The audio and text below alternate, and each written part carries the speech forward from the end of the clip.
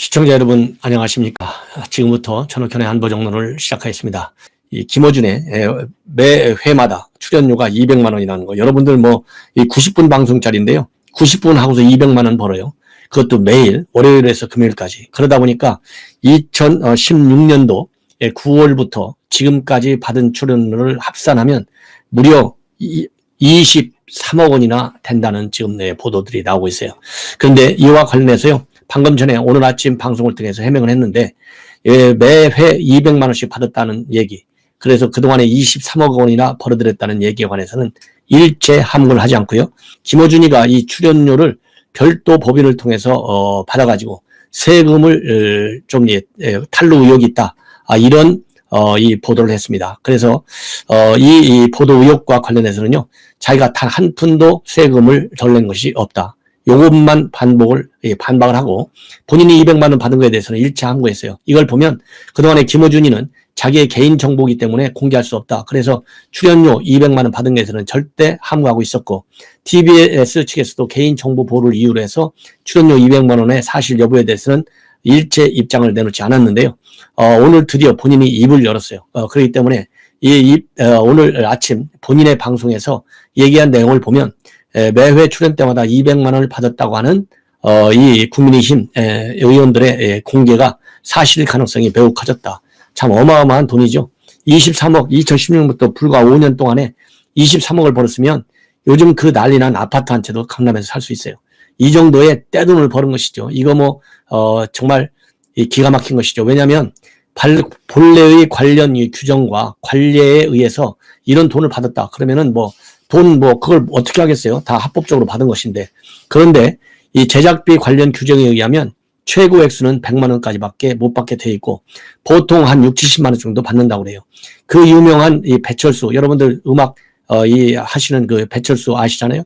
이 배철수 앵커가 TBS에서 제일 많이 받았는데 한 70만 원 받은 것으로 알려지고 있어요, 언론 보도를 보면. 그러니까 그 유명한 배철수보다 무려 3배를 더 받은 거예요.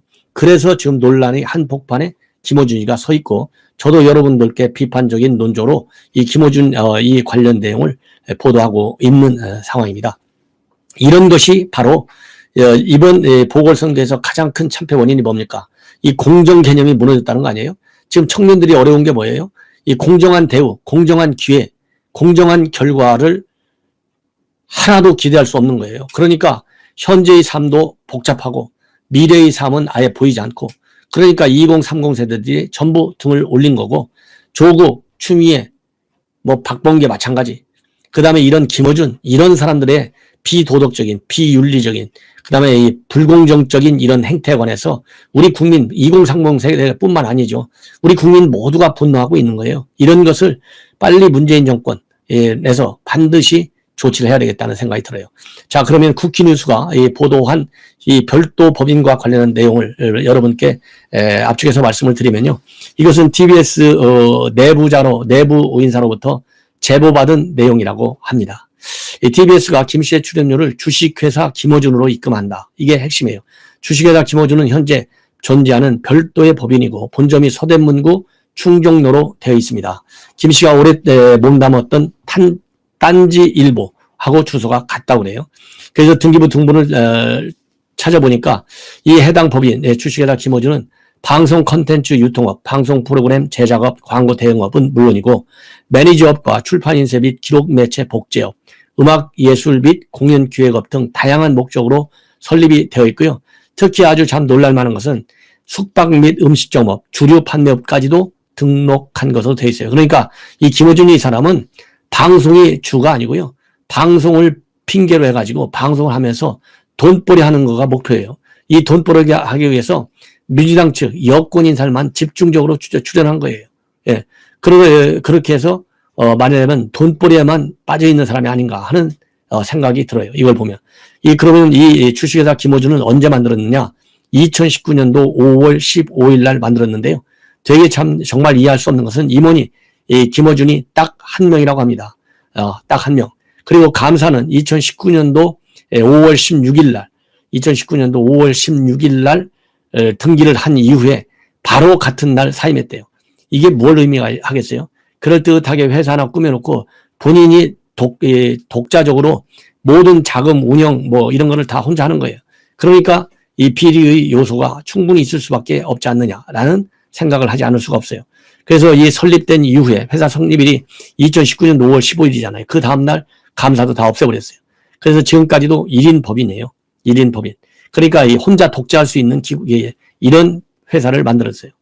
그래서 지금 TBS 이 쿠키뉴스 보도에 의하면 세금을 줄이기 위한 것으로 보인다는 거예요. 그래서 법인을 설립하면 출연료를 사업소득이나 기타 소득으로 받는 것보다 세율에서 이득을 볼 수 있다는 겁니다. 왜냐하면 법인세는 최고가 25%밖에 되지 않는다고 그래요. 반면에 종합소득세는 최고 45%라고 합니다. 그래서 이 회당 출연료가 200만 원이라고 할 경우에는 200만 원 할 경우에는 지난 2016년도 9월부터 따지면 23억 원 정도가 된다. 이렇게 이제 추산이 되는 거예요. 그래서 이 법인을 설립하면 마음대로 돈을 지출할 수가 없는데 마음대로 만약에 돈을 지출했을 경우에는 잘못하면 횡령까지도 가능한 범죄 행위를 찾아낼 수 있는 것 같다고 합니다. 그래서 이거와 관련해서 TBS 측에 현재 많은 문의가 쇄도하고 있다고 그래요. 그래서 조만간에 여기와 관련된 입장문을 낼 예정으로 있다. 그렇게 지금 알려지고 있고요. 그 다음에 쿠키뉴스는 이 안건과 이 사안과 관련해서 문의를 하기 위해서 이 김 씨가 1인 대표로 있는 또 다른 법인 딴지일보 측에 문의를 남겼는데 아무런 답변이 오고 있지 않다고 합니다. 이걸 보면 이것이 얼마나 문제가 많은 법인인지 충분히 짐작이 간다. 그래서 오늘 방송에서 이 김어준이가 뭐라고 해명을 했냐면요. 방송 관련 어떤 사업을 구상하면서 설립한 건데 사적인 이유로 사업을 안 하기로 했다. 그리고 이 법인을 통해서 출연료를 받았다는 사실은 사실상 인정한 거예요. 하지만 중요한 건 불법 탈루나 최소한 편법적인 절세 시도가 있었냐는 것인데 출연료를 한 푼도 빠짐없이 종합소득세로 신고했으며 탈루 혹은 절세 시도가 1원도 없었다. 그러면서요. 상당히 불쾌한 어조로 뭐라고 얘기했냐면 공직자도 아닌데 개인 계좌를 들추냐. 오바들 하지 말라. 그 에너지로 내곡종 취재나 LCT 취재를 하기를 부탁드린다. 이렇게 얘기했는데요. 참 기가 막히죠. 자기가 뭔데 여기저기 취재하라고 얘기합니까? 이건 말이 안 되는 것이죠. 그러니까 본인은 깨끗하니까 취재하지 말고 이 본인이 이번 선거 기간 중에 그렇게 열을 올려서 보도했던 내곡동 문제, LCT 문제, 이거를 취재하려고 하는 이거를 보면 이 얼마나 이 양심이 이 간이 큰 사람인지 참 짐작하고도 남는 것 같아요. 예. 자, 그래서 지금 현재 제가 누차 말씀을 드렸지만은 이 TBS의 이 불법적인 측면, 출연료를 포함해서 이것은 서울시가 예산 대주잖아요. 감사를 철저히 좀 하라. 그리고 이 NGO 같은 데서는요. 이러한 이 TBS 관해서 NGO뿐만 아니라 국민의힘에서 뭐 하고 있습니까? 이런 거를 공익감사를 좀 청구하십시오. 공익감사. 그리고 시민단체에서도 이 공익감사도 또 청구하고, 그리고 중요한 것은요, 고발해야 돼요. 이런 건 고발해서 다시는 이런 일이 없도록 해야 되겠다는 생각이 들어요. 더군다나 이 구두 계약으로, 이 외부 진행자는 구두 계약으로 계약서가 없다. 이렇게 지금 하고 있는데, 매 회마다 200만 원씩이나 주면서 계약서 없이 한다? 이거 불법적 요소가 있는지 없는지도 이 관련 이 법규를 따져서 철저히 대처해야 되겠다. 그야말로 대응을 해야 되겠다는 생각이 들고요. 이 소상공인들이 긴급 대출을 받는데도 수십 가지 이 절차하고 서류 작성을 요구받는데 무려 TBS가 서울시에서 올해만 받는 돈이 375억 원의 예산 지원을 받아요. 즉 1년 예산의 73%인데 이러면서 이렇게 거액의 출연료를 주는데 계약서 하나 없이 준다? 이거는 틀림없이 이런 관련 예산을 남용한다라고 밖에 볼 수 없어요. 그래서 이 TBS는 이제 사실상의 공공재인데 이렇게 남용되고 그리고 이 출연료를 남용하고 이런 것은 반드시 감사를 통해서 밝혀져야 되겠다는 생각이 들어요. 그런데 이렇게 어용 방송들이 지금 얼마나 지금 많은지 여러분들 뭐 짐작하고도 남으시겠지만은요. 제가 여러분께 소개해드리면요. KBS 1, 2, MBC, EBS, KTV, 아리랑TV, TBS 이렇게 7개가 있고 경기도 이재명이도 내년 선거를 앞두고 공영방송 하나를 만든다는 거예요. 교통방송. 김어준이 복사판을 만드는 거. 그러면 8개가 돼요. 그 다음에 또 이 친여 방송 매체로서 평가받을 수 있는 이 방송사들이 연합뉴스가 대주주로 있는 연합뉴스 TV가 있고요. 그 다음에 YTN은 공공기관이 대주주예요. 대부분. 그래서 YTN도 마찬가지다. 이렇게 보실 수 있고 그 다음에 더 황당한 방송이 국영 KTV예요. 이 국영 KTV는 문체부 산하에 있는 국정 홍보 방송인데 이 국정 홍보 방송이다시피 완전히 친여 매체로 일관하고 있고요. 그 다음에 또 그렇기 때문에 이러한 이 어용성 이 방송들 대대적인 개편에 나서야 되고 이런 것도 이 야당에서 이 관련 상임위 의원들이 철저하게 검토를 해서 이러한 어용 방송들 보다 이 공정한 방송 그야말로 국민의 세금이 제대로 집행이 되는 그런 균형 있는 방송을 할 수 있도록 철저한 감독과 그리고 감시가 필요하다 이렇게 생각이 듭니다. 자 이제는 이재용 삼성 부회장 뉴스를 여러분들께 전해드리겠습니다. 동아일보가 단독으로 맨 먼저 보도를 했고 지금 이제 이어서 다른 언론들도 보도하고 있어요. 핵심은 뭐냐면 입원한 지 27일 만에 몸무게가 무려 7, 8kg나 빠진 상태에서 이제 오늘 오후에 말이죠.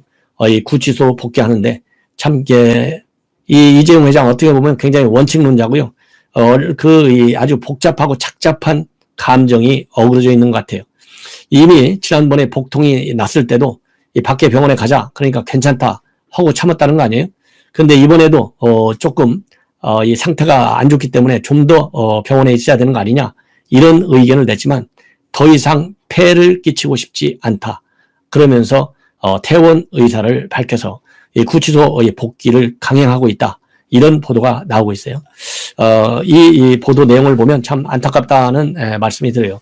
여러분들 뭐 잘 아시겠지만은 이재용 부회장 국정농단 사건과 별도로 이 삼성바이오로직스 분식회계 및 삼성물산 합병 의혹 등으로 인해서 서울중앙지법에서 22일 열리는 첫 공판 기일에 이제 출석하게 되는데 국정농단 사건이 있죠. 이렇게 삼성 이 경영권 불법 승계 문제가 있죠.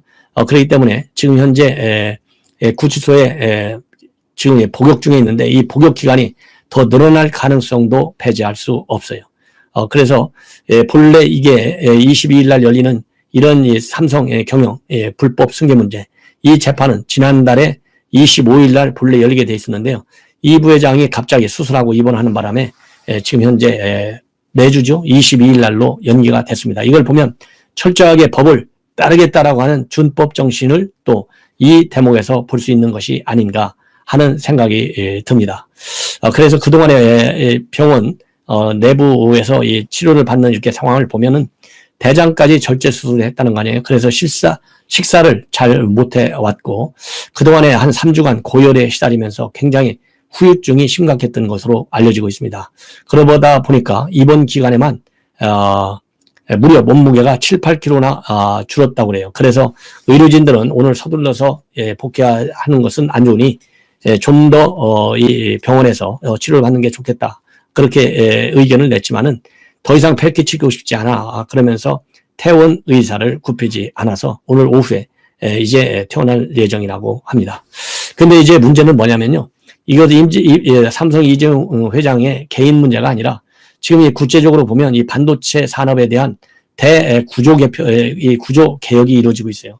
바로 바이든이 시동을 걸었지 않습니까? 바이든이 시동을 걸어가지고 백악관에서 한 19개 업체 대표들이 모여가지고 업체들을 초대해서 전 세계 화상회의를 백악관 바이든이 직접 주재했습니다. 지난 22일 날. 그 정도로 지금 현재 반도체 이 공급 문제가 반도체 문제가 세계적인 이슈가 됐는데요. 그런 이 국제적인 이슈가 단순하게 과거와 같은 이 경제 차원에서의 경제 문제 차원에서의 반도체 문제를 바이든이 다룬 것이 아니고 물론 경제적 측면도 있죠. 그보다는 더 중요한 안보 외교적인 측면에서 반도체 문제를 다루고 있다는 거. 이것이 지금 바이든 행정부의 새로운 접근 방법이에요. 그러니까 이 반도체 문제를 가지고 지금은 외부 국가, 외부 기업들에만 미국이 의존해 오다 보니까 이 코로나 사태로 인해서 여러 가지 지금 어려움이 많고 지금 반도체 부족 현상이 심각해져 가지고 이 자동차 산업 상당히 지금 장애가 크다는 것이죠. 그렇기 때문에 바이든이 나서서 이제는 공급망의 주도적인 역할을 미국이 해야 되겠다는 겁니다. 예, 미국이. 그래서 사상 처음으로 이 반도체 관련 회의를, 이 화상회의를 바이든이 직접 주재했고 이 회의에 미국의 설리반 이 안보보좌관이 직접 그리고 이 경제수석 경제보좌관도 이 회의에 참석을 할 정도로 지난 12일 날 굉장히 중요한 회의를 가졌어요. 그래서 19개 업체들을 보면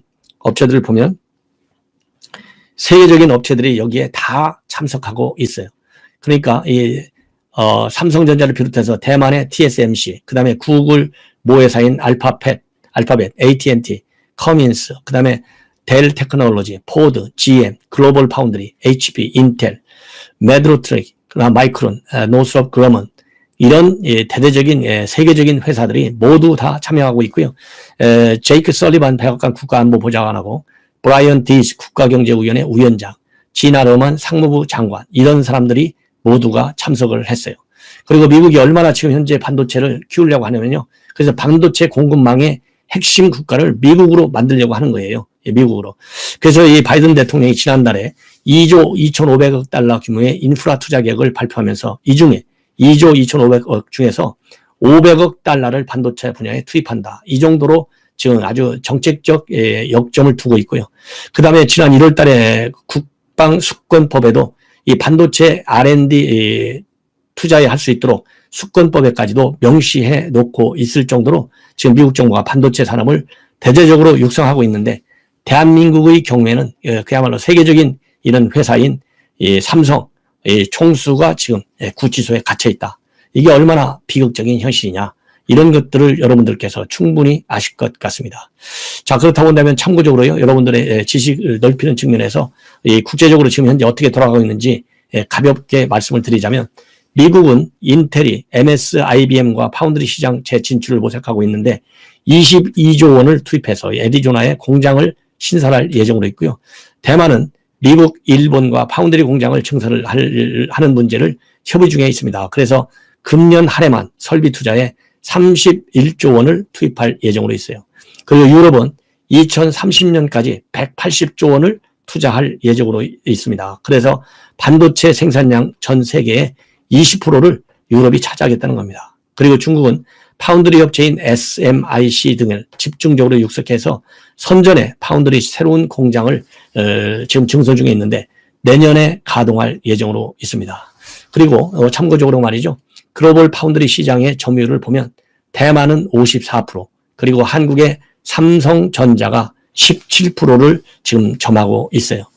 자, 이런 걸 보면은 현 문재인 정권, 그야말로 이 반도체 산업과 관련된 정부의 입장이 무엇인지, 그리고 중장기 이 전략은 어떤 것인지 있기는 하겠습니까? 제가 참 물어보는 게 참 답답한 것이죠. 그렇기 때문에 지금이라도 더 늦지 않게 우리 삼성을 이 반도체 세계적인 지금 세계 2위 기업인데요. 대만 업체 바로 뒤이어서 대대적으로 이 우리 반도체 산업을 육성하는, 지금 규제가 굉장히 심합니다. 예. 그래서 이러한 이 규제도 이제 풀어주고, 그 다음에 규제 풀어주는 것은 소극적인 대책이 될 수 있겠지만은 적극적으로 정부가 이 다양한 방법의 지원 대책을 강력히 추진하지 않는 한 반도체로 먹고 사는 이 나라에서 반도체 그야말로 더 이상 고갈되지 않도록 자원이 이런 각별한 정책적인 그런 집중이 노력이 필요한 상황에 있다. 이런 말씀을 드리면서 이 본 방송을 마치겠습니다.